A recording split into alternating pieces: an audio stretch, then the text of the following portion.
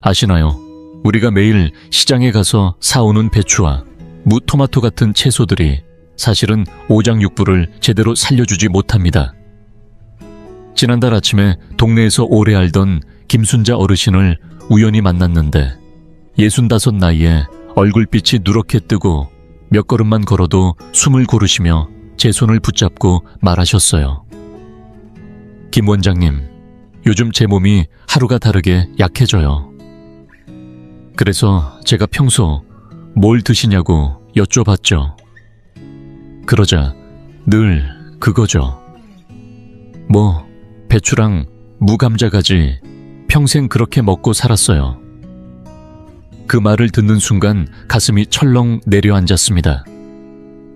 이게 바로 우리 어르신들 대부분의 현실 아닌가요?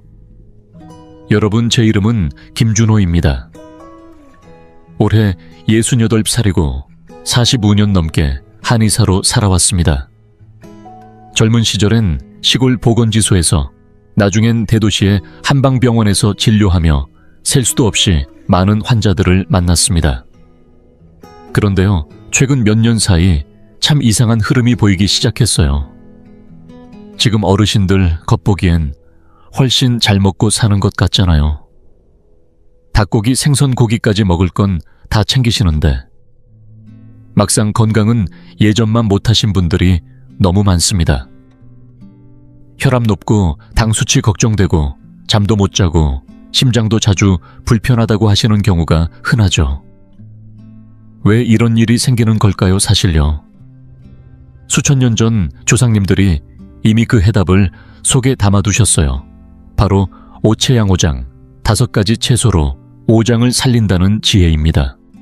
심장간 비위, 폐, 신장 각각에 맞는 채소가 있는데 이건 근거 없는 이야기가 아니라 수천 년 경험을 바탕으로 전해 내려온 생명력 그 자체입니다. 안타까운 건 세월이 흐르며 이 귀한 채소들 중 몇 가지는 우리의 식탁에서 점점 사라졌고 요즘 젊은 세대들은 이름조차 들어본 적이 없는 경우도 많다는 점입니다. 그래서 오늘 저는 여러분과 이 이야기를 꼭 나누고 싶었습니다. 어려운 한의학 이론 말고요. 그냥 평범한 우리 밥상 이야기입니다. 이 5가지 채소가 무엇인지, 어떻게 먹어야 하는지, 고를 땐 뭘 봐야 하는지, 그리고 어떤 체질은 조심해야 하는지까지 하나하나 차근차근 풀어드릴 겁니다. 만약 오늘 내용이 도움이 되셨다면 저장해 두시거나 부모님께 꼭 공유해 주세요. 함께 우리 조상들이 남긴 소중한 지혜를 다시 우리 식탁 위로 불러오면 좋겠습니다. 자, 이제 본격적으로 하나씩 알아봅시다. 먼저 제 이야기를 하나 들려드릴게요. 작년 봄 오랜 환자분 중에 김형수 어르신이 다시 찾아오셨어요. 올해 72도 되신 분인데요. 가슴이 늘 답답하고 무거워서 돌덩이를 얹어놓은 것 같다 하시더군요. 밤에는 잠도 잘 안 오고 낮엔 기운도 없고 손발도 자꾸 차가워진다며 걱정하셨어요. 제가 진맥을 해보니 심장의 양기가 약해지고 가슴 쪽에 찬 기운이 막혀 있었죠. 그래서 따뜻한 기운을 불어넣고 혈을 풀어주는 채소가 들어간 식이요법을 권해드렸습니다.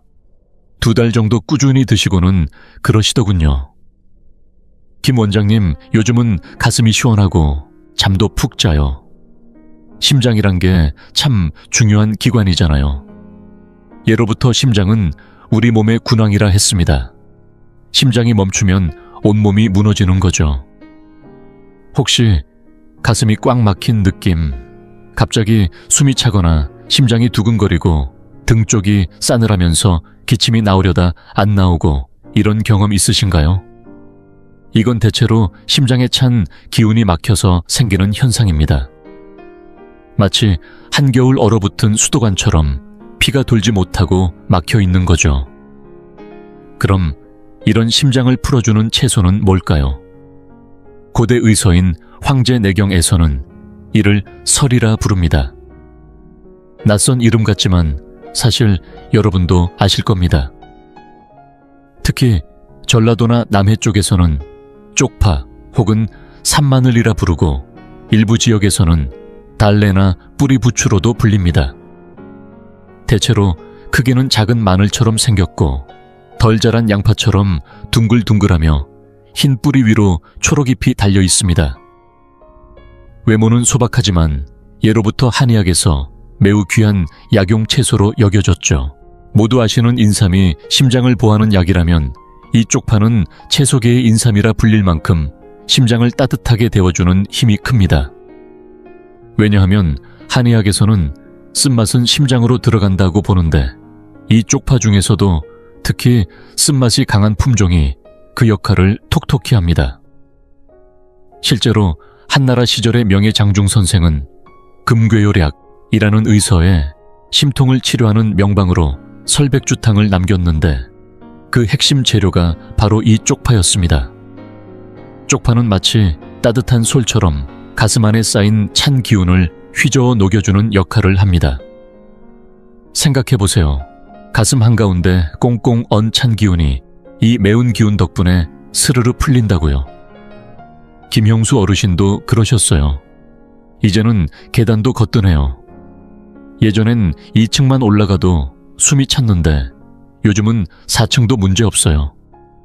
이렇게 좋은 쪽파 어떻게 먹는 게 좋을까요? 첫 번째는 바로 쪽파 초절임입니다. 전라도 쪽 마트나 시장에서 보면 유리병에 담긴 쪽파 초절임이 있어요.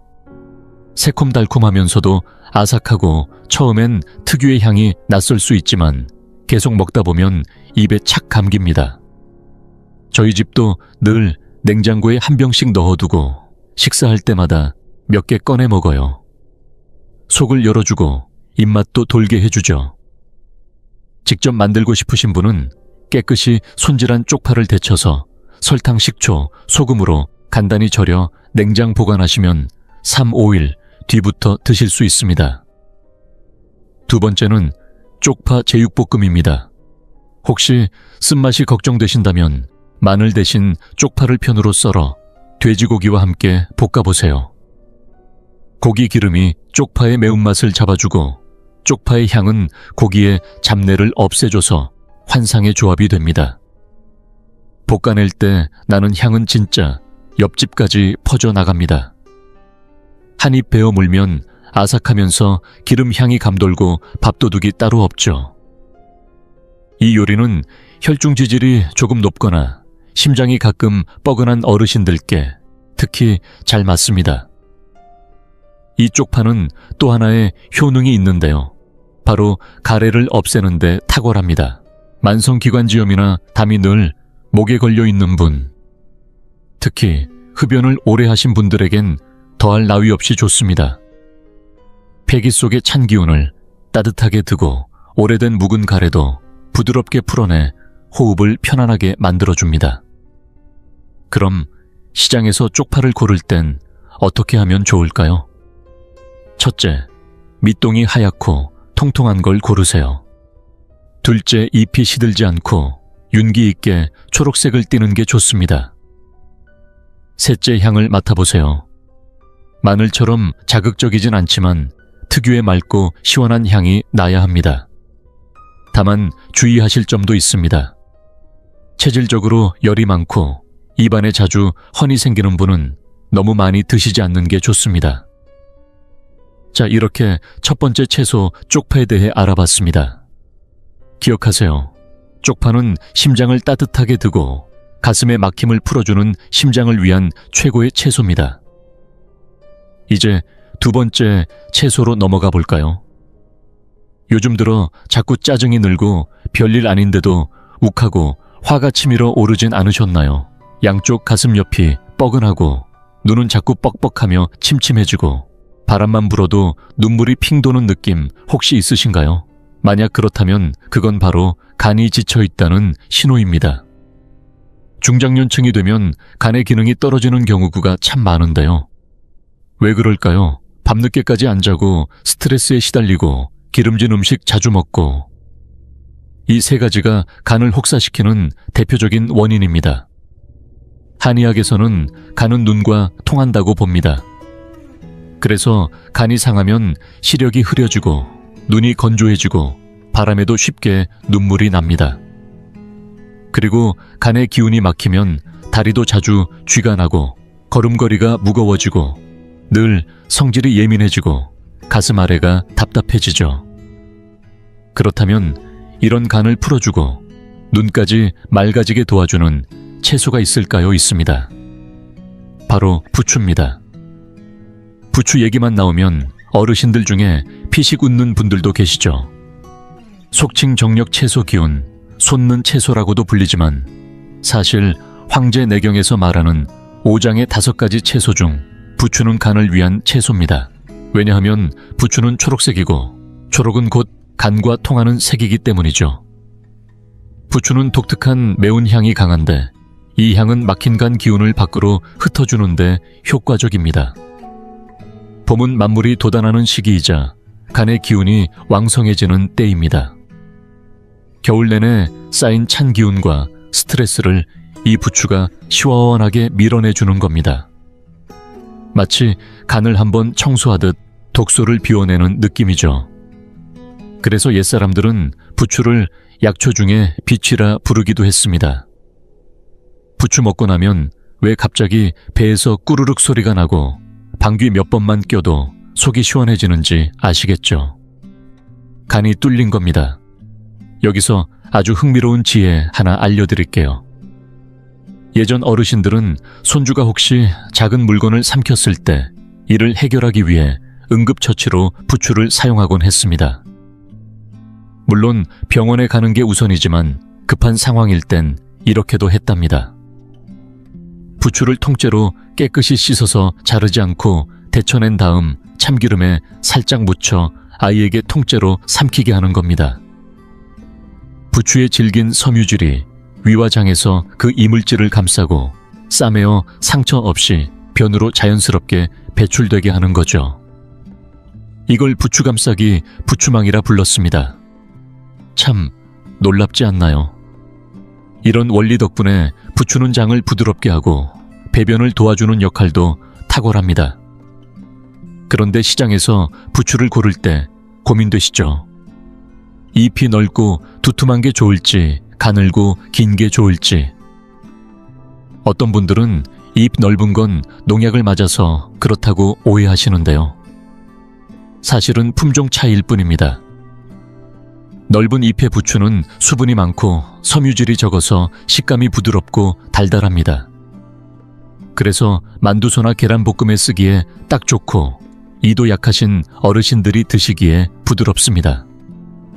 반면 가늘고 뿌리 쪽이 붉은 부추는 섬유질이 많고 향도 강하며 약효가 더 큽니다. 특히 장을 비워내고 간을 따뜻하게 하려는 목적이라면 이 가느다란 부추가 훨씬 낫습니다. 조금 질길 수는 있지만 효과는 확실하죠. 부추 요리로는 제가 특히 좋아하는 조합이 있습니다. 바로 부추와 영은 볶음입니다. 부추는 간과 신장을 따뜻하게 하고 양기를 끌어올리고 영은은 열을 식히고 피를 맑게 하는 성질이 있어요. 부추만 먹으면 약간 덥다 싶은 분들도 영은을 함께 드시면 균형이 딱 맞습니다. 여기에 당근까지 넣으면 비타민 A가 풍부해서 눈까지 시원해지죠. 만드는 방법도 간단합니다. 부추는 적당히 자르고 영은은 얇게 썰고 당근은 가늘게 차에 썰어주세요. 팬에 기름 두르고 당근과 영은을 먼저 볶다가 향이 올라오면 부추를 넣고 빠르게 볶고 소금 약간으로 간해서 바로 드시면 됩니다. 너무 오래 볶으면 부추가 질겨지니 주의하세요. 이 요리는 붉은색, 초록색, 하얀색이 어우러져 색도 곱고 식감도 아삭해서 입맛 돋우기의 제격입니다. 자주 드시다 보면 눈이 덜 건조하고 화도 훨씬 줄어들고 간도 훨씬 부드러워졌음을 느끼실 겁니다. 단 부추도 모든 분께 맞는 건 아닙니다. 두 가지 경우는 조심하세요. 첫째, 위가 약해서 설사를 자주 하시는 분. 부추가 장을 너무 잘 움직이게 해서 하루 3번 가시던 분이 5번 가게 될 수도 있습니다. 둘째, 통풍이 있는 분. 야채는 퓨린이 없다고 생각하시지만 부추는 퓨린 함량이 꽤 높은 편이라 통풍이 있을 때는 피하시는 게 좋습니다. 자, 이렇게 두 번째, 채소 부추에 대해 알아봤습니다. 부추는 간을 맑게 하고 울체된 기운을 풀어주며 눈까지 밝게 해주는 정말 귀한 채소입니다. 이제 세 번째 채소로 넘어가 보겠습니다. 제가 늘 말씀드리는 게 있습니다. 바로 비위는 후천의 근본이자 우리 몸의 저장 창고라는 점입니다. 비위가 약해지면 아무리 몸에 좋은 보약을 먹어도 흡수가 안 되니 속만 답답해지고 결국 기운은 떨어질 수밖에 없죠. 지금부터 간단한 자가 진단을 함께 해볼까요? 첫째, 입술을 보세요. 한의학에선 입술은 비와 통한다고 봅니다. 입술이 자주 마르고 껍질이 일거나 색이 하얗게 발에 비어 있다면 비기가 약하다는 신호고요. 반대로 항상 붉고 부풀어 오르며 쉽게 갈라진다면 비위에 열이 많다는 뜻입니다. 입술이 자연스럽고 윤기 돌며 도톰한 분이라면 비위가 건강한 상태입니다. 둘째는 코끝입니다. 콧잔등 끝부분, 즉 준두라 불리는 부위를 손으로 살짝 만져보세요. 색이 하얗고 푸석푸석하다면 비기어, 즉 비위가 약하다는 뜻이고, 반대로 붉고 번들거리며 넓적해 보인다면 습열이 몰려있는 것입니다. 건강한 비위라면 코끝이 부드럽고 촉촉하며 연한 노란빛이 돌고 안쪽에서부터 은은한 혈색이 감돌아야 하죠. 셋째는 조금 민망할 수 있지만 매우 중요한 신호입니다. 혹시 자는 동안 침을 자주 흘리시나요? 아이들만 그런 줄 아시겠지만 성인 특히 노년기에 침을 흘리는 건 비위가 약하다는 대표적인 증거입니다. 비위는 우리 몸의 수분을 다스리는데 그 조절 능력이 약해지면 입속의 침도 제어하지 못하고 흘러나옵니다. 자꾸 힘이 없고 기운이 빠지는 것도 같은 원인이죠. 이런 신호가 반복된다면 비위가 지금 여러분께 구조 요청을 보내고 있는 겁니다. 그렇다면 이 약해진 비위를 도와줄 채소는 무엇일까요? 바로 동초채입니다. 한자어로는 동아차에 혹은 예전 문헌에서는 규채라고도 불렸습니다. 이름이 낯설게 들리실 수 있는데요. 쉽게 말해 이 채소는 동짓날에도 자랄 만큼 생명력이 강한 잎채소입니다.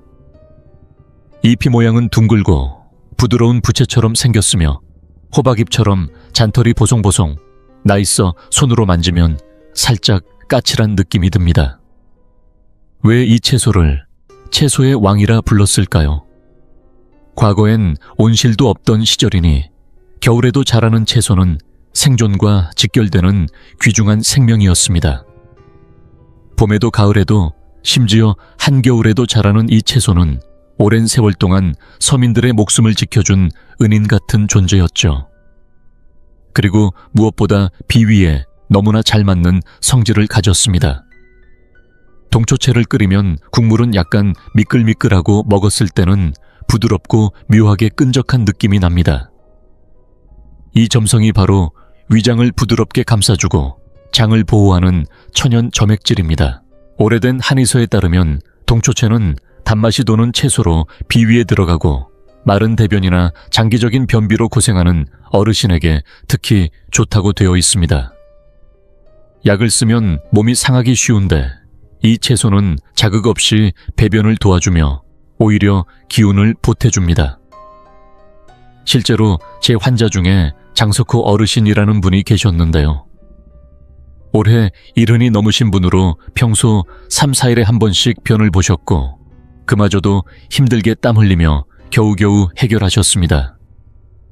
제가 동초채를 추천드리고 매일 죽으로 드시게 했더니 일주일도 안 돼요, 김 원장님. 요즘은 아침마다 너무 시원해요. 힘도 안 들고요. 하시며 활짝 웃으셨어요. 이 정도면 효과 괜찮은 거죠. 이렇게 좋은 동초채 어떻게 먹는 게 가장 좋을까요? 제가 강력하게 추천드리는 방식은 바로 보라쌀 동초채 은이죽입니다. 비위가 약한 분들께 정말 탁월한 보양식입니다. 준비물도 간단해요. 동초채 한 줌을 잘게 썰고 보라색 쌀 또는 흑미를 2시간 정도 불려서 죽을 끓입니다. 여기에 은이버섯이나 부드러운 다진 살코기를 함께 넣으면 단백질까지 보충됩니다. 죽이 끓기 직전에 동초채를 넣어주세요. 이 순간 죽이 확 부드럽고 걸쭉해지면서 그 특유의 윤기가 감돕니다. 약간의 소금으로 간만 하면 완성. 색깔은 자줏빛의 녹색이 섞여 생소하게 느껴질 수 있지만 한 숟갈 떠먹으면 부드럽고 따뜻한 기운이 목을 타고 위까지 편안하게 퍼집니다. 기운을 북돋아주고 혀를 맑게 하며 소화기관을 살살 보듬는 최고의 죽이죠. 몸이 약한 분, 회복 중인 분 아이들까지도 안심하고 드실 수 있습니다. 단 동초차에 특유의 살짝 쌉싸래한 맛이 부담스러우신 분들은 끓이기 전 살짝 데쳐서 쓴맛을 빼고 사용하시면 더 부드럽습니다. 자, 이렇게 세 번째 채소 동초채에 대해 살펴보았습니다. 이 채소는 비위를 살리는 부드러운 힘, 장을 도와주는 미끈한 지혜, 그야말로 뱃속의 도우미입니다. 이제 다음 채소를 살펴볼까요? 몇 해 전 겨울이었습니다. 그날따라 서울에도 눈이 펑펑 내리고 바람이 살을 애듯 불어오는 날이었죠.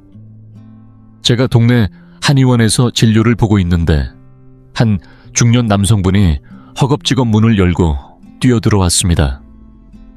원장님, 아버지가 감기에 걸린 것 같아요. 코가 꽉 막히고 맑은 콧물이 줄줄 흐르고 목덜미는 차고 몸이 오들오들 떨려서 꼼짝도 못하시네요 하고요. 저는 한눈에 알아봤습니다. 이건 바로 풍한감기의 초기 증상이라는 걸요. 이럴 때는 약 먹을 필요도 없습니다. 바로 처리만 잘하면 금방 회복됩니다. 저는 그분께 단 하나의 방법을 알려드렸죠. 집에 돌아가서 물을 끓이라는 것이었습니다. 다음 날 그분이 다시 와서 하는 말, 김 원장님 말씀대로 물 끓여서 아버지께 드렸더니 땀을 한바탕 흘리시고는 코도 뚫리고 몸이 한결 가벼워지셨대요. 그때 제가 알려드린 게 바로 대파물입니다. 겨울철 어르신들이 가장 조심해야 할 게 뭘까요? 바로 감기 독감, 그리고 폐렴입니다. 폐는 한의학에서 가장 여린 장기라고 합니다. 그만큼 찬 기운에 쉽게 손상되기 때문에 특별한 관리가 필요하죠.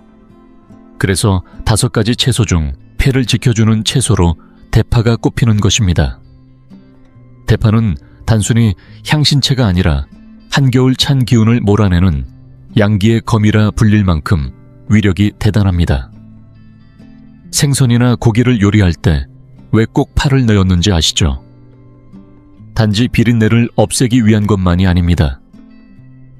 예로부터 고기류에는 찬 기운과 불순한 독소가 있다고 여겨졌고 대파의 뜨거운 기운이 이를 중화시켜 소화를 돕고 해독작용을 하기 때문입니다. 특히 파의 매운맛은 폐로 들어가서 몸의 표면에 있는 땀구멍을 열어주고 폐 속 깊이 들어간 찬 기운을 밖으로 내보내줍니다. 하지만 파라고 다 같은 건 아닙니다. 지역에 따라 쓰임새도 다릅니다. 예컨대 경기 북부나 강원도 등지에서 흔히 쓰는 굵은 대파, 특히 하얀 뿌리 부분이 긴 종류는 기운을 북돋아주는데 탁월합니다. 손발이 유난히 차가운 분들, 대파를 된장에 콕 찍어 드셔보세요. 몸이 따뜻해지는 걸 바로 느끼실 수 있을 겁니다. 반면 전라도나 경상도 지역에서 많이 쓰이는 쪽파나 실파는 비교적 부드럽고 향도 은은해서 해독과 소화 촉진에 더 적합합니다. 그럼 양파는 어떨까요? 흰 양파는 수분이 많고 맵지 않아 샐러드나 생채로 좋고, 붉은 양파는 항산화 성분이 풍부해서 노화 방지에 탁월합니다. 하지만 여기서 강조하고 싶은 부분은 따로 있습니다. 바로 대파의 팥뿌리입니다. 우리가 평소 잘라서 버리는 그 뿌리 하얀 부분, 심지어 뿌리털까지 붙은 그 부분이 진짜 보물입니다. 감기 기운이 올라올 때, 특히 코가 막히고 맑은 콧물이 흐르고 뒷목이 싸늘하고 몸이 으슬으슬 떨릴 때 바로 그때입니다. 절대 성급하게 항생제를 먹지 마세요. 항생제는 세균을 죽이는 거지 바이러스에는 효과가 없습니다. 이런 감기 초기에는 딱 하나 팥뿌리 끓인 물이 가장 빠르고 안전한 처방입니다. 만드는 법도 간단합니다. 대파 뿌리를 깨끗이 씻고 잘라서 준비합니다. 여기에 생강 몇 조각 가능하다면 콩을 발효시킨 약재인 두시를 약국에서 구해서 함께 넣고 물과 함께 푹 끓여주세요. 이걸 마시고 입을 덮고 푹 쉬면 땀이 한바탕 쫙 나고 난 후 감기 기운은 말끔히 사라집니다. 이런 걸 우리는 발안해표라 부릅니다. 저도 매년 환절기만 되면 몸이 조금이라도 으슬으슬하다 싶으면 바로 팥뿌리 물을 끓여 마십니다. 지금껏 한 번도 감기가 본격적으로 들어선 적이 없습니다. 이 외에도 대파는 식재료로도 활용도가 높습니다. 제가 가장 자주 해먹는 방법은 파기름 감자 무침입니다. 삶은 감자를 으깨고 달궈진 팬에 대파를 넣어 향이 우러나도록 파기름을 내고 그걸 감자에 부어 섞으면 완성입니다. 감자는 기운을 보하고 파기름은 기운을 통하게 해줘서 둘이 만나면 몸을 따뜻하게 데워주는데 최고입니다. 평소 목소리가 작고 쉽게 감기에 걸리고 기운이 약한 어르신들께 정말 강력히 추천드리는 조합입니다. 자, 이렇게 네 번째 채소 대패에 대해 알아봤습니다. 대파는 겨울철 찬바람 속에서 폐를 지켜주는 든든한 방패이자 감기 초기 증상을 틀어막는 지혜의 채소입니다. 이제 마지막 다섯 번째 채소로 넘어가 보겠습니다. 겉모습만 보면 그저 연한 초록빛을 띠는 평범한 잎채소처럼 보이지만 이 완두순이야말로 신장을 살리는 숨은 고수입니다. 한의학에서는 신장을 선천지본, 즉 타고난 기운의 뿌리로 여깁니다. 신장이 튼튼해야 몸 전체의 기운이 살아나고 노화도 더디게 진행되며 장수할 수 있다는 것이죠. 신장이 약해지면 어떤 증상이 먼저 나타날까요? 흔히 아는 것처럼 허리가 무겁고 시큰거리고 소변이 자주 마렵거나 소변 줄기가 약해지며 사소한 추위에도 몸이 쉽게 떨리는 경우가 많습니다. 그런데 제가 알려드릴 더 분명한 두 가지 징후가 있습니다. 하나는 머리카락입니다. 한의학에서는 신기화발, 즉 신장의 기운이 머리카락으로 드러난다고 말합니다. 머리카락이 너무 빨리 새거나 쉽게 빠지고 촉감이 건초처럼 바스락거린다면 그것은 영양이 제대로 위로 올라가지 못하고 있다는 신호입니다. 두 번째는 바로 치아입니다. 신장은 뼈와 밀접한 관계가 있는데 치아 역시 뼈의 일부입니다. 치아가 자꾸 흔들리거나 잇몸이 줄어들고 음식물이 자주 끼며 통증이 있다면 이는 신장의 기운이 약해져서 이를 제대로 붙잡지 못하고 있다는 뜻입니다. 이럴 땐 블랙푸드로 대표되는 흑임자나 서리태도 좋지만 효과가 탁월한 채소가 하나 있습니다. 이름도 정겹고 산뜻한 완두순 또는 용수채라고도 부릅니다. 누군가는 완두향, 음료를 떠올릴 수도 있지만 여기서 말하는 건 그런 향료가 아니라 진짜 완두콩 줄기의 어린 순, 즉 예부터 두엽채라고 불린 귀한 식재료입니다. 황제내경에서는 짠맛은 신장으로 들어간다고 했습니다. 여기서의 짠맛은 음식의 맛이라기보다는 약성의 속성을 뜻합니다. 완두순이 지닌 이 성질이 바로 신장에 들어가 기운을 보강하고 수분을 적절히 다스리는 힘이 됩니다. 완두순의 가장 탁월한 기능은 몸의 수분 대사를 돕는 것입니다. 나이가 들면 아침마다 눈꺼풀이 퉁퉁 붓고 다리나 발목이 잘 붓는 어르신들이 많죠. 이런 분들은 대부분 신장 기능이 떨어져서 수분이 배출되지 못하고 정체되어 있는 경우입니다. 이럴 때 완두순을 꾸준히 드시면 마치 몸속 물꼭지를 시원하게 열어주는 듯한 개운함을 경험하실 수 있습니다. 실제로 저희 한의원에 다니는 손순자 어르신도 이 문제로 오셨습니다. 73 되신 분인데 아침이면 늘 눈이 퉁퉁 부어 앞이 잘 안 보일 정도라고 하셨죠. 제가 완두순을 2주 정도 식단에 넣어보시라 권했더니 요즘은 눈도 편하고 얼굴빛도 확 달라졌어요. 기분이 다르네요 하시며 웃으셨어요. 완두순은 이뿐만 아니라 피부에도 참 좋은 채소입니다.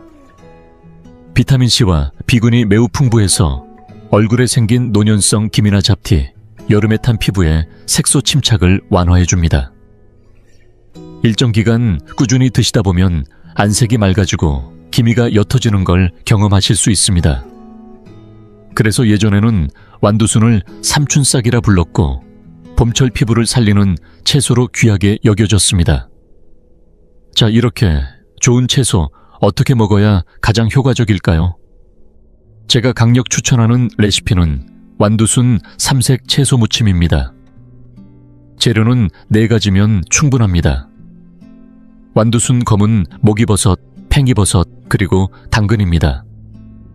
완두순은 신장을 보호하고 수분 대사를 원활히 해주며 목이버섯은 검은색 식재료로서 신장뿐 아니라 혈관 청소에도 좋고 팽이버섯은 이치버섯이라 불릴 정도로 두뇌 건강에 도움이 되며 당근은 비타민 A가 풍부해 눈 건강에 좋습니다. 만드는 법도 어렵지 않습니다. 끓는 물에 당근채 목이버섯, 팽이버섯을 먼저 살짝 데쳐서 찬물에 행과 아삭함을 살려주시고 마지막으로 완두순은 단 10초만 데쳐 바로 꺼내세요. 너무 오래 데치면 귀한 영양소가 날아가니까요. 4가지 재료를 큰 그릇에 담고 다진 마늘, 간장, 식초, 설탕 약간, 참기름 기호에 따라 매운 고추까지 넣어 버무려주면 완성입니다. 검정, 흰색, 주황, 초록이 어우러진 이 무침은 보기에도 산뜻하고 입에 넣는 순간 아삭한 식감과 새콤한 맛이 입맛을 확 살려줍니다. 여름철 입맛 없을 때 한 접시만 있으면 밥 한 공기 뚝딱이죠. 신장을 도와주고 혈관을 정화하고 두뇌까지 맑게 해주는 완벽한 건강 반찬입니다. 자, 이렇게 5번째 채소인 완두순까지 알아보았습니다. 지금까지 5가지 채소가 모두 소개되었네요. 다음은 이 모든 내용을 감성적으로 정리하는 결론 부분으로 넘어가 보겠습니다. 오늘 이렇게 5가지 채소에 대해 긴 이야기를 나눴습니다. 이제 함께 한번 정리해 볼까요? 첫 번째는 심장을 위한 채소, 바로 쪽파입니다. 마치 작은 양파처럼 생긴 이 쪽파는 가슴을 시원하게 열어주고 심장의 답답함을 풀어주는데 큰 도움이 됩니다. 두 번째는 간을 위한 채소 부추입니다. 생기 넘치는 초록빛의 부추는 간에 울체된 기운을 풀어주고 눈을 맑게 해주는 기특한 채소죠. 세 번째는 비위를 위한 채소 동초채입니다. 미끌미끌한 질감이 위장을 부드럽게 감싸고 장을 편안하게 만들어 변비에 효과적입니다. 네 번째는 폐를 위한 채소 대파입니다. 매운 기운으로 감기 초기 증상을 물리치고 폐 속의 찬 기운을 몰아내주는 겨울철 최고의 채소입니다. 그리고 마지막 5번째는 신장을 위한 채소 완두순입니다. 여린 줄기 속에 가득 담긴 힘은 부기를 가라앉히고 신장의 기능을 도와 전신의 생기를 불어넣습니다. 이 5가지 채소는 모두 가까운 시장이나 마트에서도 쉽게 구할 수 있고 가격도 비싸지 않으며 조리법도 간단합니다. 하지만 중요한 건 꾸준함입니다. 자주 챙겨 드셔야 몸이 서서히 반응합니다. 그런데 여기서 한 가지 꼭 짚고 넘어가야 할 이야기가 있습니다. 황제내경에는 이런 구절이 있습니다. 오곡은 기르고 오채는 보충한다. 이게 무슨 말이냐면 아무리 채소가 좋아도 어디까지나 보조적인 역할이라는 뜻입니다. 진짜 우리 몸의 근간을 이루는 것은 오곡, 즉 쌀과 보리, 콩과 기장, 조와 같은 곡물입니다. 요즘 보면 온라인에서 이런 말들이 많습니다. 밥을 끊으면 장수한다. 당을 낮추려면 주식을 끊어야 한다. 그래서 밥을 전혀 안 먹고 채소만 먹는 분들도 계시더라고요. 하지만 이런 방법은 기운을 더욱 깎아내는 길입니다. 채소만 드시면 기혈이 메마르고 몸은 점점 더 차가워질 수밖에 없습니다. 가장 현명한 방법은 밥은 잘 먹고 그 위에 오늘 소개해드린 5가지 채소를 잘 곁들이는 겁니다. 밥과 채소 5곡과 오채가 함께 어우러질 때야말로 오장육부가 조화롭고 긴 생명을 누릴 수 있는 진짜 비결입니다. 저는 45년 동안 한의사로 일하면서 수많은 환자들을 만나왔습니다. 그중 정말 건강하게 오래 사시는 분들을 보면 어떤 보약을 먹는 게 아니라 자연을 따르고 욕심 없이 사는 분들이었습니다. 복잡하지 않고 검소하고 단순하게 먹고 사는 삶, 그것이야말로 진정한 양생입니다. 결국 건강이란 몸을 돌보는 것인 동시에 마음을 다스리는 일이기도 합니다. 마음이 평온하고 기운이 부드럽게 흐르면 무엇을 먹든 다 보약이 됩니다. 반대로 불안하고 화가 많으면 아무리 좋은 걸 먹어도 몸에 들어가지 않습니다. 그래서 오늘 소개한 이 5가지 채소는 단순히 식탁 위의 음식이 아니라 삶을 대하는 우리의 태도 그 자체이기도 합니다. 단순하고 자연스럽게 무리하지 않고 조화롭게. 우리 나이엔 무엇보다 중요한 건 건강입니다. 몸이 편해야 마음도 편하고 그래야 가족도 웃죠. 오늘 소개해드린 이 5가지 채소 여러분은 평소에 몇 가지나 드시고 계신가요? 혹시 고향에만 있는 특별한 조리법이 있으신가요? 아니면 이 채소들을 드시고 나서 몸이 달라진 경험이 있으셨나요? 그런 이야기들 댓글에 남겨주세요. 여러분의 한마디가 또 다른 누군가에게 큰 도움이 될 수 있습니다. 우리 함께 이 소중한 지혜를 나누고 전해 내려온 전통을 이어가요. 오늘 영상이 도움이 되셨다면 좋아요 한번 눌러주시고 채널 구독도 꼭 부탁드립니다. 그래야 다음 건강 이야기도 놓치지 않으실 수 있어요. 그리고 혹시 주변에 건강을 챙기고 싶은 분이 계시다면 이 영상을 꼭 공유해주세요. 우리 모두가 함께 건강해지고 함께 오래오래 살아가는 세상이 되길 바랍니다. 오늘은 여기까지입니다. 천천히 곱씹어보시고 꼭 일상 속에서 활용해보세요. 저는 김준호였습니다. 다음 시간에 또 건강한 이야기로 뵙겠습니다. 당신이 매일 먹고 있는 음식 중에 하나가 조용히 당신의 혈관을 망가뜨리고 있다는 사실 알고 계셨나요? 게다가 많은 분들이 그 음식을 오히려 건강에 좋다고 믿고 있습니다. 지난달 68세 장영수 어르신이 건강검진 결과지를 들고 제게 찾아오셨습니다. 총 콜레스테롤 수치가 7.8이나 나왔다며 걱정스레 물으셨죠. 김 원장님, 저는 매일 사과를 먹고 기름진 고기는 입에도 안 되는데 왜 이렇게 수치가 높은 거죠? 저는 그분의 식단을 자세히 살펴보고 속으로 깊은 한숨이 나왔습니다. 안타깝게도 이건 우리나라 60대 이상 어르신의 80%가 범하고 있는 아주 흔한 실수였습니다. 여러분, 저는 김준호 한의사입니다. 25년째 진료 중인 오늘 꼭 드려야 할 무거운 이야기가 있습니다.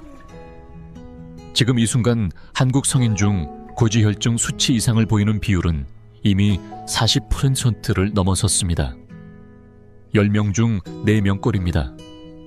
더 무서운 건 대부분이 이 사실조차 모른다는 겁니다. 왜냐하면 고지혈증은 아무 증상도 없이 조용히 혈관을 좀먹는 침묵의 살인자이기 때문입니다.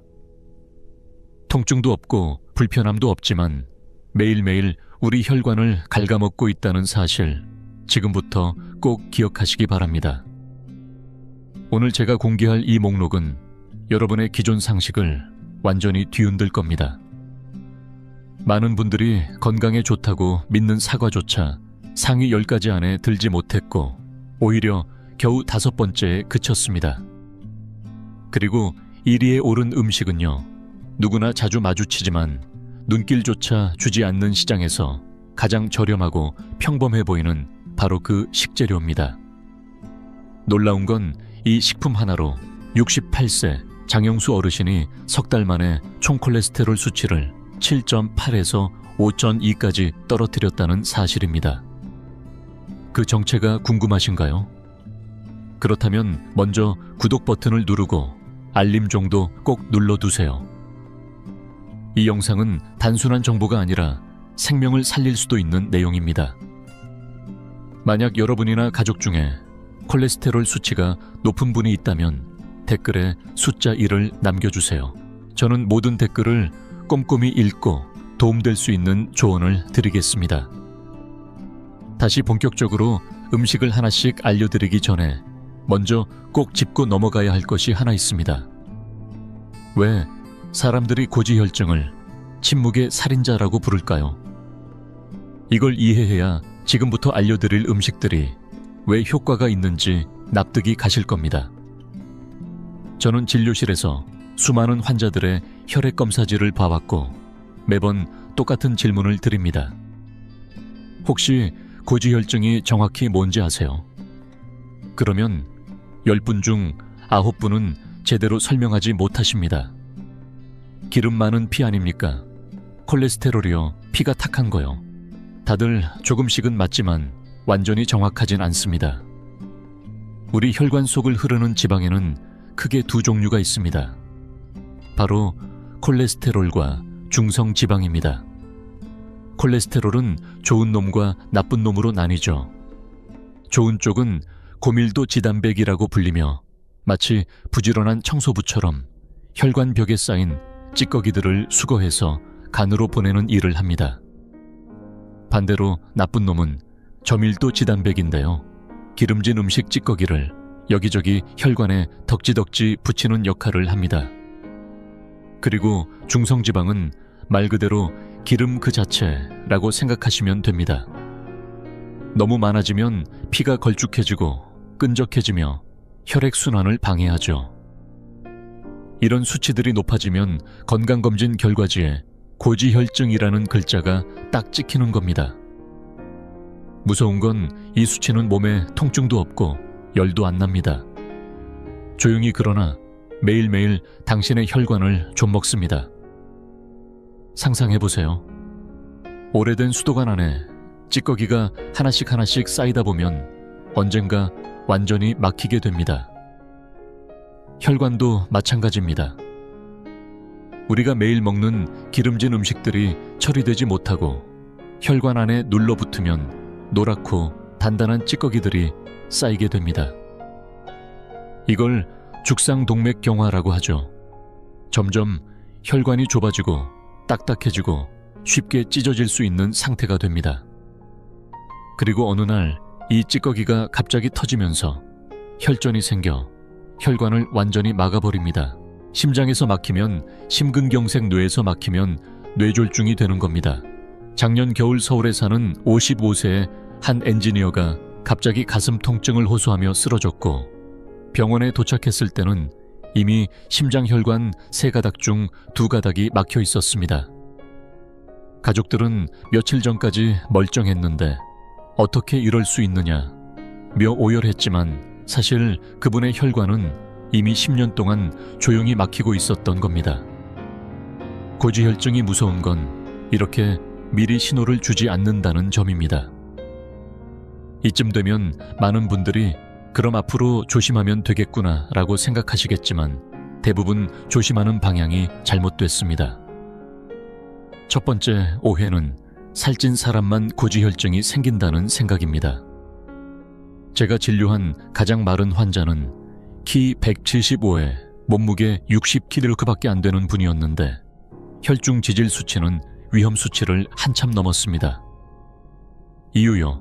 체중은 적지만 매일 밀크티 치킨 케이크 배달 음식을 끊이질 않았거든요. 혈관은 당신의 체중을 보지 않습니다. 무엇을 먹었는지만 봅니다. 두 번째 오해는 고기를 안 먹으면 안전하다는 생각입니다. 영상 초반에 언급했던 김진수 어르신 기억나시죠? 10년 넘게 삼겹살 한 점 안 드셨는데도 혈중지방 수치가 7.8이나 됐습니다. 그분의 식단을 살펴보니 문제는 바로 흰쌀밥, 흰빵, 흰면 같은 정제 탄수화물과 단 음식 설탕 음료였습니다. 이 모든 것들이 간에서 중성지방으로 변해 결국 수치를 올리는 주범이었죠. 그래서 단순히 고기를 안 먹는다고 안전하지 않습니다. 중요한 건 무엇을 먹느냐입니다. 세 번째 오해는 몸에 특별한 이상이 없으면 괜찮다는 착각입니다. 혈관이 50%까지 막혀도 아무 느낌 없습니다. 70%까지 막혀도 여전히 조용합니다. 그런데 막상 가슴이 답답하거나 어지럽기 시작하면 이미 80% 이상 막혔을 가능성이 높습니다. 그 시점에서는 아무리 음식을 바꿔 먹어도 늦습니다. 그래서 저는 늘 강조합니다. 정기적인 건강검진만이 유일하게 문제를 조기에 발견할 수 있는 방법이라는 것을요. 자, 이쯤에서 화면을 보고 계신 여러분께 여쭙고 싶습니다. 여러분이 마지막으로 혈중 지질 수치를 검사한 게 언제인가요? 만약 1년이 넘었다면 이 영상을 다 보신 후 꼭 병원에 가서 검사해 보세요. 그리고 댓글에 수치를 남겨주세요. 제가 직접 읽고 여러분께 맞춤 조언을 드리겠습니다. 이제 고지혈증이 왜 위험한지, 어떤 오해들이 있는지 충분히 이해하셨다면 본격적으로 어떤 음식이 실제로 혈관 건강에 도움이 되는지 말씀드릴 차례입니다. 오늘 소개해드릴 식품 리스트는 인터넷에서 떠도는 이야기나 건강식품 회사의 광고가 아닙니다. 저 김준호가 25년간의 진료 경험, 최신 영양학 연구, 그리고 수천 명 환자들의 실제 사례를 바탕으로 오랜 시간에 걸쳐 하나하나 정리해온 결과입니다. 지금부터 10위부터 하나씩 소개해드리겠습니다. 과연 어떤 식재료들이 진짜로 우리 혈관을 살릴 수 있을까요? 함께 보시죠. 10번째는 바로 녹차입니다. 식후에 따뜻한 차 한 잔 많은 어르신들이 그렇게 드시죠. 그런데 단순히 입가심용이 아닙니다. 제대로 마시면 혈관 속 기름을 말끔히 씻어내는 청소부 역할을 한다는 사실 알고 계셨나요? 녹차는 카테킨이라는 성분이 풍부한데 이게 바로 혈관벽에 기름이 달라붙는 걸 막아주는 핵심입니다. 실제로 매일 연하게 우린 녹차를 하루 두세 잔씩 석 달만 마셔도 나쁜 콜레스테롤이 5에서 10%까지 떨어졌다는 연구 결과도 있습니다. 하지만 중요한 건 어떻게 마시느냐입니다. 꼭 연하게 우려 마셔야 하고 설탕이나 꿀은 절대 넣지 마세요. 공복에 진하게 마시면 위에 부담을 줄 수 있으니 식사 후 1시간이나 식사 중간에 드시는 게 가장 좋습니다.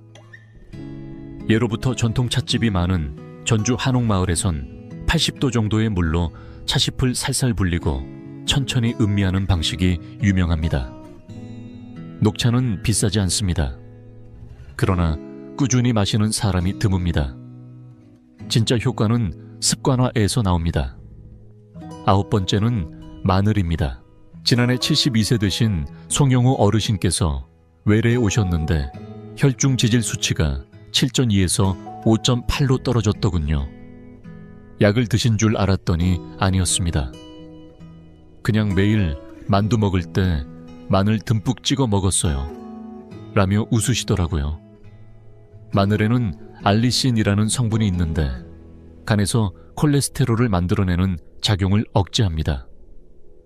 마치 공장에서 생산 라인을 멈춰버리는 스위치를 누른 셈이죠. 하지만 이 효과를 보려면 요령이 필요합니다.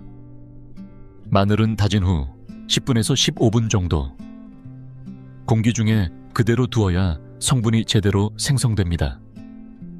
생으로 드시는 게 가장 좋지만 맵고 속이 쓰린 분들은 샐러드나 나물 무침에 다진 마늘을 듬뿍 넣어보세요. 익히면 효과는 약해지지만 안 먹는 것보단 훨씬 낫습니다. 예부터 북쪽 지방에선 만두에 생마늘을 찍어 먹는 풍습이 이어져 왔는데, 이는 조상님들의 생활 속 지혜였던 셈입니다. 하루 한두 쪽이면 충분합니다. 더 중요한 건 매일 챙기는 습관입니다. 8번째는 가지와 오크라입니다. 단 가장 먼저 강조드리고 싶은 건 조리법입니다. 가지를 기름에 튀기면 오히려 더 많은 기름을 흡수해 혈관 건강에 해가 됩니다. 왜냐하면 가지는 수분이 많고 해면처럼 기름을 잘 빨아들이는 구조를 갖고 있기 때문이죠. 이 상태로 섭취하면 마치 기름을 통째로 마신 것과 다를 바 없습니다. 반대로 올바르게 조리하면 가지는 뛰어난 식이섬유와 팩틴을 통해 체내의 지방을 흡착해 배출하는 역할을 합니다. 오크라도 마찬가지입니다. 미끌미끌한 점액질에는 천연 기름 흡착제 역할을 하는 성분이 가득하죠. 조리법은 간단합니다. 찌거나 굽거나 무침으로 드시는 게 가장 좋습니다. 특히 남도 지역의 전통 요리 중 마늘찜 가지처럼 가지를 찐 다음 다진 마늘과 대파를 올려 먹는 방식은 맛과 건강을 모두 챙길 수 있는 최고의 방법입니다. 다시 한번 강조드립니다. 튀기거나 볶지 마세요. 찌거나 무치는 것이 혈관에 이롭습니다. 7번째는 올리브유입니다. 똑같이 기름인데도 돼지기름은 혈관을 막고 올리브유는 오히려 혈관을 뚫어주는 이유, 바로 지방의 구조 차이입니다. 돼지기름이나 버터 같은 동물성 기름은 포화지방이 많아서 혈관벽에 단단히 들러붙습니다. 반면 올리브유는 단일 불포화지방산이 주성분으로 액체 상태로 흐름이 부드럽고 나쁜 콜레스테롤을 줄이고 좋은 콜레스테롤을 늘리는 작용까지 합니다. 마치 혈관에 쌓인 끈적한 기름 대신 미끄러지는 윤활유를 바꿔 넣는 셈이죠. 어떤 분은 저에게 이렇게 말합니다. 김한의사 올리브유는 비싸서 못 쓰겠어요. 우리는 늘 들기름, 콩기름 쓰는데요. 물론 전통 기름들도 나쁘지 않습니다. 하지만 혈중지방 수치가 높다면 올리브유로 한번 바꿔보시길 권합니다. 사용법은 간단합니다. 김치무침, 오이무침, 시금치 나물 등에 참기름 대신 올리브유를 넣어보세요. 고소함은 유지하면서도 훨씬 가볍고 부드럽습니다. 특히 냉면이나 콩국수 같은 음식엔 올리브유에 식초 마늘을 섞어 소스로 사용하면 상큼하고 혈관에도 좋습니다. 단 아무리 좋은 기름이라도 과하면 독입니다. 하루 한두 숟가락이면 충분합니다. 6번째는 아보카도입니다. 많은 분들이 겉이 기름져 보여서 살이 찔까봐 꺼리시는데 사실은 정반대입니다. 아보카도의 지방은 올리브유와 같은 불포화 지방산으로 이루어져 있어 몸에 좋은 지방입니다. 실제로 미국 심장학회에서 진행한 연구에 따르면 고지혈증이 있는 사람들에게 하루에 아보카도 하나씩을 12주 동안 꾸준히 섭취하게 했더니 총 콜레스테롤 수치가 평균 13.5%나 감소했다고 합니다. 왜 이런 결과가 나왔을까요? 나쁜 기름을 좋은 기름으로 바꾸는 지방 대 지방의 교체, 바로 이것이 핵심입니다. 그렇다면 어떻게 먹는 게 가장 좋을까요? 가장 간단한 방법은 아보카도를 얇게 썰어 통밀빵 사이에 끼워 아침 식사로 드시는 겁니다. 또는 으깨서 샐러드 소스로 활용하거나 버터 대신 빵에 발라 드셔도 좋고 우유나 요구르트와 함께 믹서에 갈아 스무디로 마시면 부드러운 식감과 고소한 풍미가 살아납니다. 다만 한 가지 꼭 기억하셔야 할 것이 있습니다. 아보카도는 열량이 제법 높은 편입니다. 중간 크기 하나가 흰쌀밥 한 공기 반 정도의 칼로리이기 때문에 하루에 반 개에서 많아야 한 개 이내로 섭취량을 조절하셔야 합니다. 아무리 좋은 지방이라도 과하면 결국 뱃살로 남게 된다는 점 잊지 마시고요. 자, 이제부터는 본격적인 상위 5개 식재료입니다. 각각 다 강력한 효능을 자랑하는 주인공들입니다. 5번째는 키위입니다. 어느 날 한 어르신이 이렇게 물으셨어요. 김 한의사, 저는 매일 사과를 먹는데 왜 혈관 수치가 안 떨어지죠?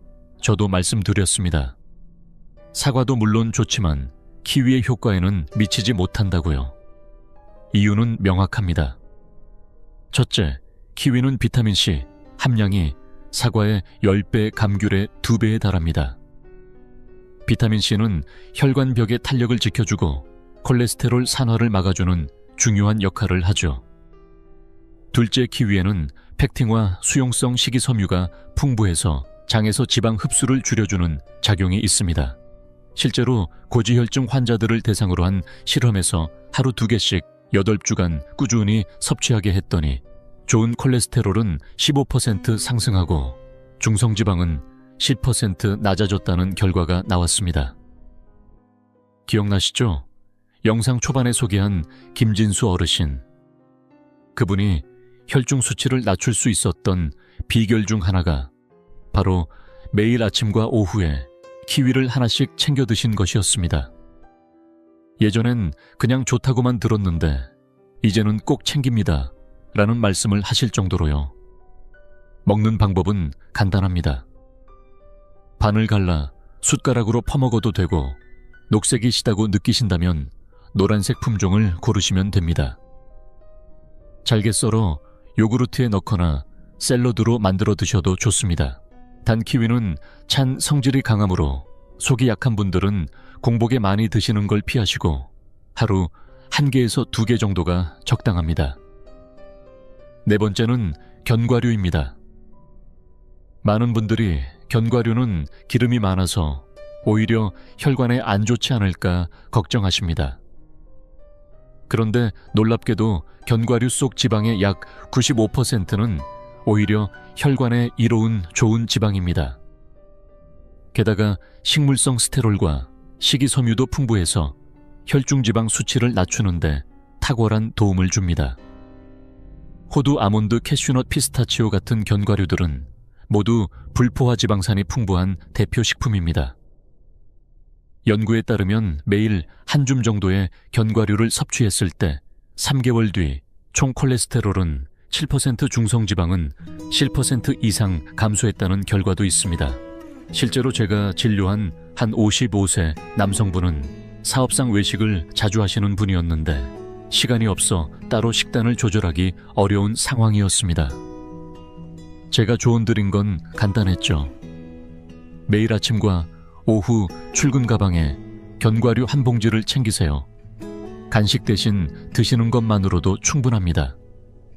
3달 후 그의 콜레스테롤 수치는 무려 25%나 줄어 있었습니다.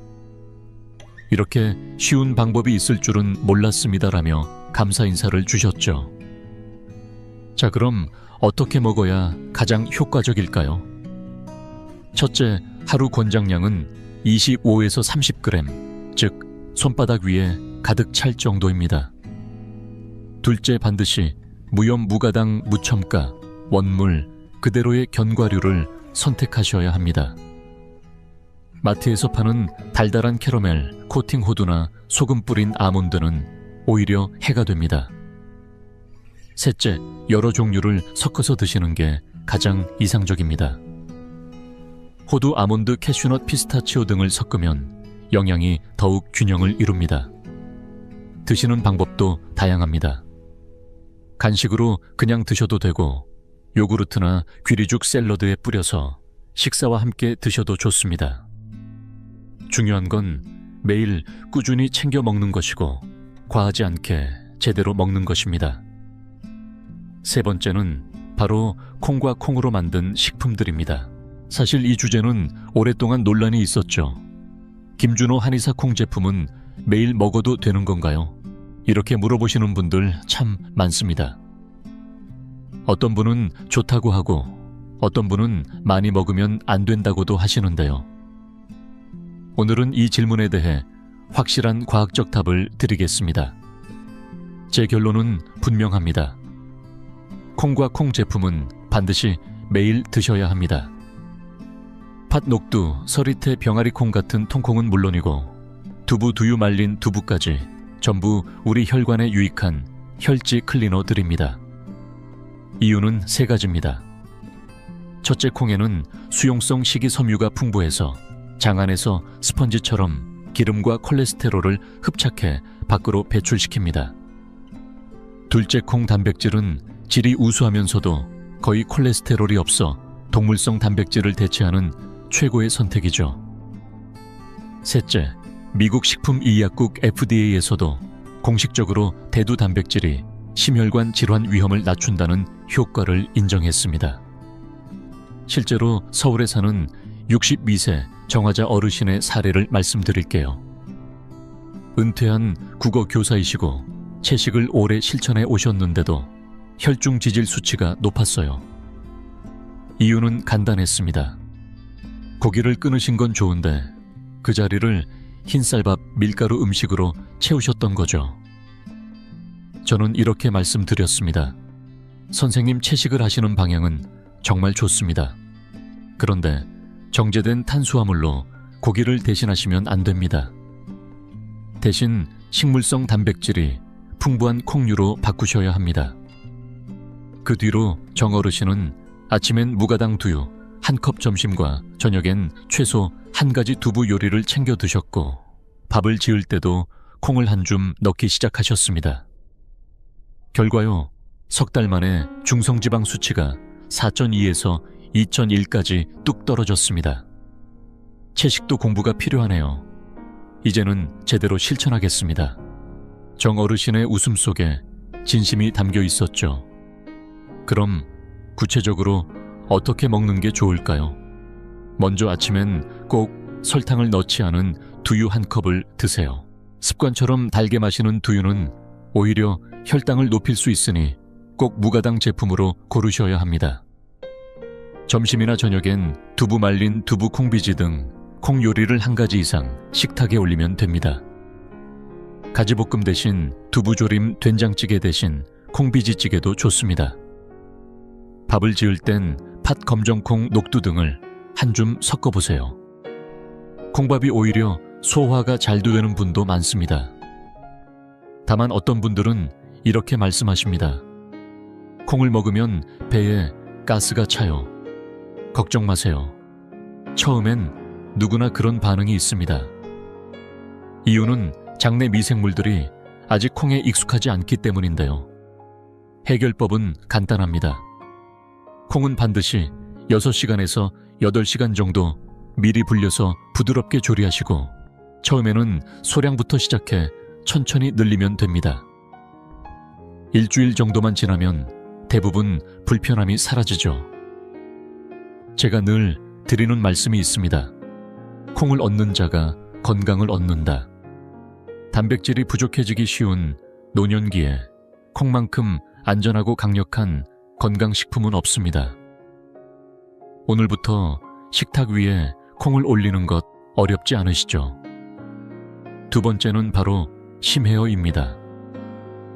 제가 지금부터 말씀드릴 이 음식이 피를 끈적하게 만드는 기름을 씻어내고 혈액을 맑고 부드럽게 바꿔준다고 하면 믿으시겠습니까?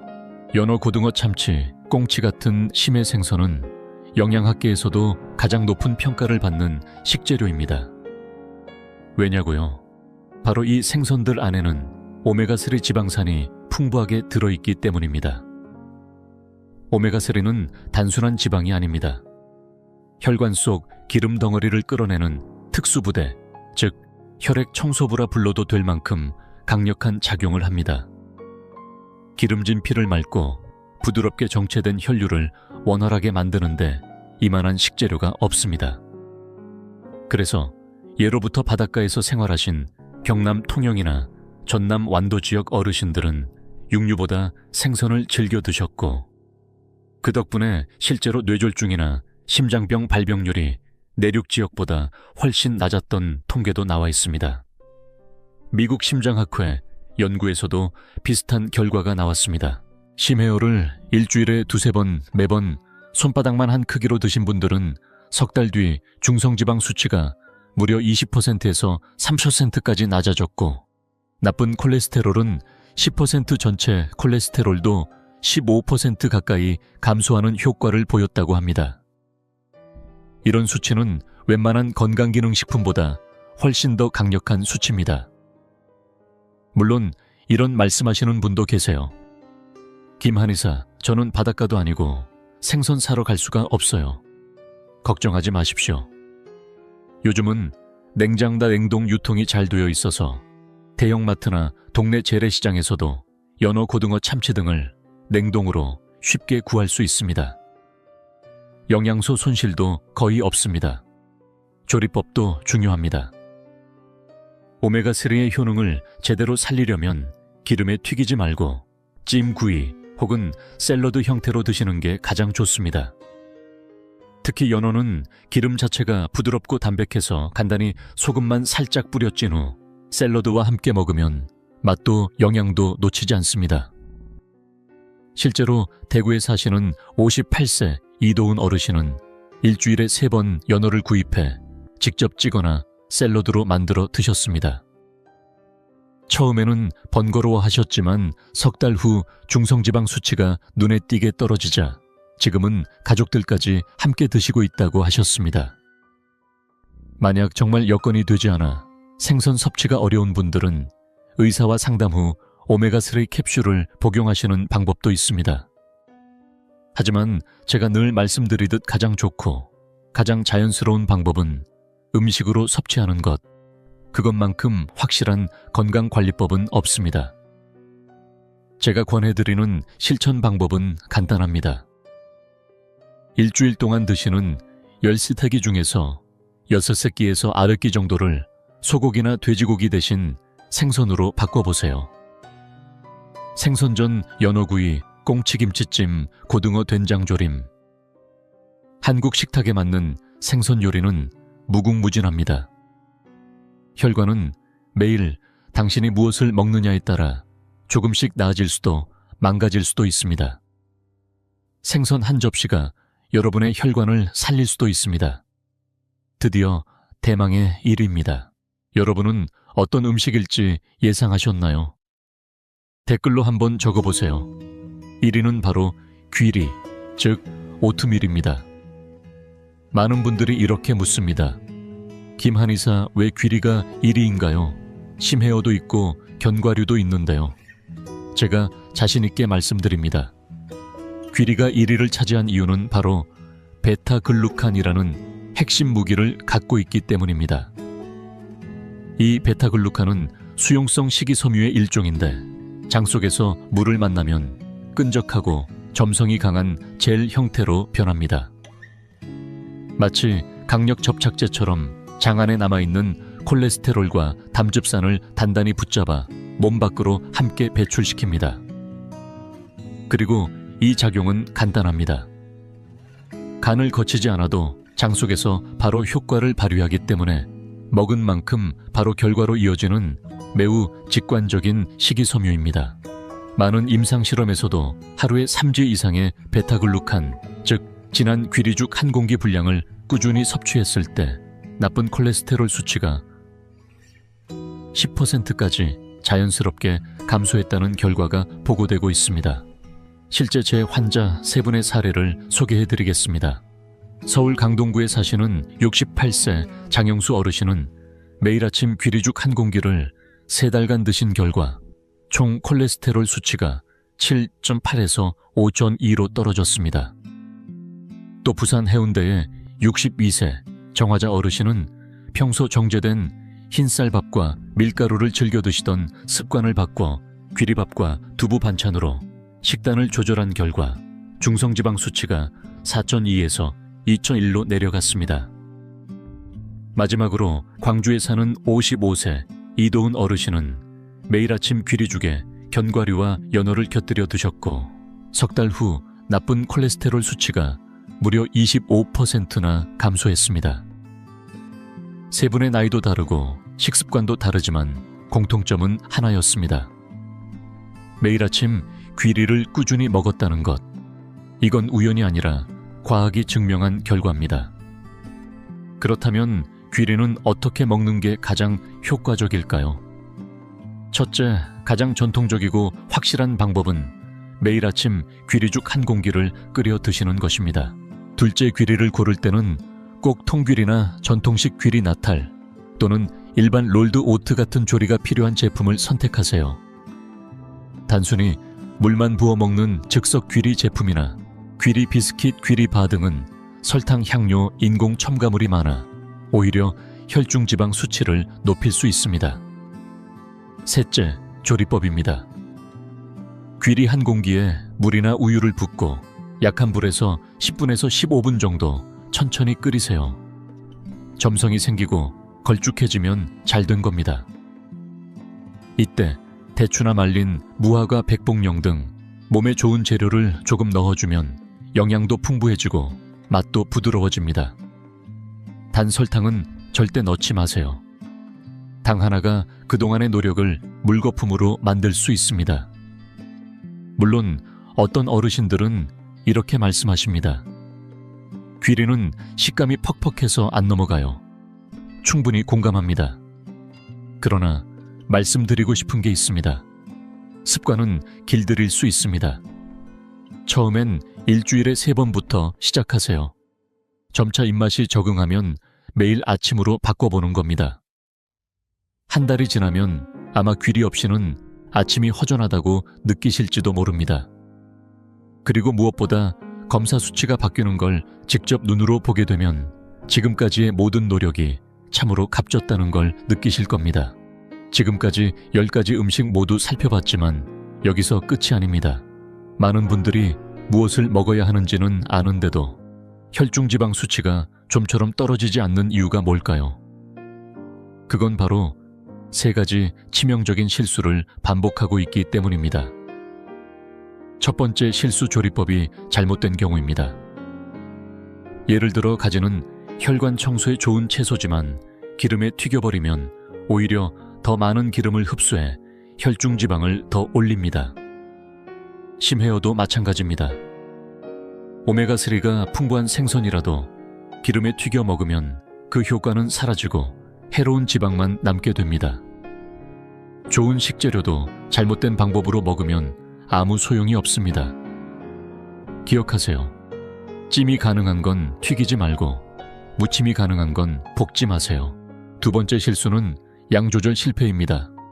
견과류가 몸에 좋다고 하루 종일 한 봉지씩 드시는 분들, 아보카도가 좋다고 매일 2-3개씩 드시는 분들 계시죠? 그렇게 드시면 당연히 살이 찌고 오히려 혈중 지방이 더 높아집니다. 올리브유도 마찬가지입니다. 아무리 좋은 기름이라도 숟가락으로 마시다시피 하면 결국 지방 과잉입니다. 정확한 기준 기억하세요.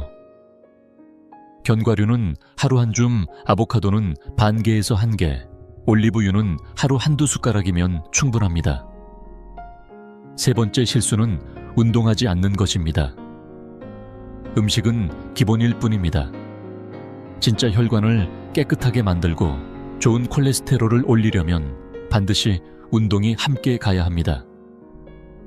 매일 빠르게 걷기 30분, 천천히 조깅 20분 또는 수영 30분. 이 중 하나만이라도 꾸준히 해보세요. 운동은 피를 돌게 만들고 기름을 태워 없애줍니다. 이 3가지만 실천하면 여러분은 이미 80% 이상의 사람들보다 건강한 혈관을 갖게 될 수 있습니다. 여러분, 지금까지 내용을 한 문장으로 요약해 드릴게요. 혈관의 건강은 여러분의 매일 식탁 위에 숨어 있습니다. 값비싼 건강식품도 아니고 기적의 민간요법도 아닙니다. 바로 이 10가지 평범한 음식들이 진짜 해답입니다. 녹차는 하루 2-3잔 혈관의 청소부입니다. 마늘은 다져서 생으로 콜레스테롤 합성을 억제합니다. 가지와 오크라는 찌거나 묻혀서 기름을 빨아들이는 천연 스펀지입니다. 올리브유는 동물성 기름을 대신해 혈관을 부드럽게 덮어줍니다. 아보카도는 나쁜 기름을 좋은 기름으로 바꿔줍니다. 키위는 비타민C와 섬유질로 이중 보호막을 씁니다. 견과류는 하루 한 줌 심장의 친구입니다. 콩은 매일 식물성 단백질의 왕입니다. 심해어는 일주일 3번 오메가3의 보물창고입니다. 귀리는 당당한 1위 장속에서 기름을 붙잡고 내보냅니다. 기억나시죠? 만약 여러분이 내일부터 아침 식사로 귀리죽을 먹고 하루 한 줌 견과류를 챙기고 일주일에 3번 생선을 먹고 식용유 대신 올리브유로 바꾸고 흰쌀밥 대신 잡곡밥을 먹는다면 3개월 후 어떤 변화가 올까요? 실제로 수치로 말씀드립니다. 총 콜레스테롤은 0.5에서 1.0 정도 낮아질 수 있고 중성지방은 20%에서 30%까지 줄어들며 좋은 콜레스테롤은 10%에서 15%까지 높아질 수 있습니다. 이건 단순한 이론이 아닙니다. 제 25년 진료 경험에서 수천 명의 환자들이 실제로 보여준 변화입니다. 그래서 오늘 여러분께 30일 귀리 아침 챌린지를 제안드립니다. 내일부터 딱 30일 동안 설탕 없는 귀리죽 한 공기를 매일 아침 드셔보세요. 기회에 따라 과일이나 견과류를 약간 추가해도 됩니다. 단 절대로 설탕은 넣지 마세요. 30일 후 혈액검사 한번 받아보시고 댓글로 수치를 공유해 주세요. 저는 자신 있게 말씀드립니다. 10명 중 8명은 확실한 개선을 체감하실 겁니다. 도전해보고 싶으신 분들 댓글에 도전합니다. 네, 글자를 남겨주세요. 우리 함께 결과를 확인합시다. 그리고 이 영상이 도움이 되셨다면 2가지 부탁드릴게요. 첫째, 좋아요 버튼 한번 눌러주세요. 그래야 더 많은 분들께 이 소중한 정보가 전해집니다. 둘째, 당신이 사랑하는 사람에게 이 영상을 공유해주세요. 특히 건강검진에서 혈중지방 수치가 높다고 나왔지만 대수롭지 않게 넘기는 분, 고기 좋아하시고 운동 싫어하시는 분, 아직 젊다고 스스로 방심하고 계신 분들께 꼭 전해주세요. 당신의 한 번의 공유가 한 가족의 인생을 바꿀 수도 있습니다. 그리고 저는 또 궁금합니다. 여러분, 댁에서는 어떤 음식이나 습관으로 혈중지방을 관리하고 계신가요? 혹시 집안에 내려오는 특별한 음식이나 방법이 있다면 댓글에 나눠주세요. 그게 또 누군가에게는 귀중한 도움이 될 수 있습니다. 저는 모든 댓글을 읽고 전문적으로 답변 드리겠습니다. 끝으로 오늘의 생각거리입니다. 만약 딱 한 가지 음식만 선택해서 매일 먹을 수 있다면 무엇을 선택하시겠습니까? 그리고 왜 그걸 선택하셨나요? 댓글에 남겨주세요. 가장 많은 공감을 받은 댓글은 다음 영상에서 자세히 소개해 드리겠습니다. 그리고 다음 영상에선 꼭 피해야 할 5가지 식품을 알려드릴 겁니다. 매일 먹고 있다면 정말 위험할 수 있는 것들입니다. 놓치지 않으시려면 구독 버튼 꼭 눌러주시고요. 마지막으로 다시 한번 강조드립니다. 오늘 드린 내용은 어디까지나 참고용입니다. 현재 약을 드시고 계신 분들은 반드시 담당 의사와 상담 후 식단을 조절해 주세요. 모든 사람의 몸은 다릅니다. 궁금한 점 있으시면 댓글 남겨주세요. 최선을 다해 도와드리겠습니다. 여러분, 건강은 입으로 들어옵니다. 그리고 고지혈증을 낮추는 것도 결국 입으로부터 시작됩니다. 지금 이 순간 먹는 한 끼 한 끼가 당신의 혈관을 결정합니다. 그런데 이게 절대 어려운 일이 아닙니다. 한 그릇 귀리죽부터 시작하세요. 하루 한 줌 견과류, 식용유 대신 올리브유로 바꾸는 것부터 차근차근. 작은 변화가 모여 어느새 큰 변화를 만듭니다. 3개월 후 여러분은 깜짝 놀라실 겁니다. 건강한 혈관 만들기, 이렇게 쉬운 일이었구나. 잊지 마세요.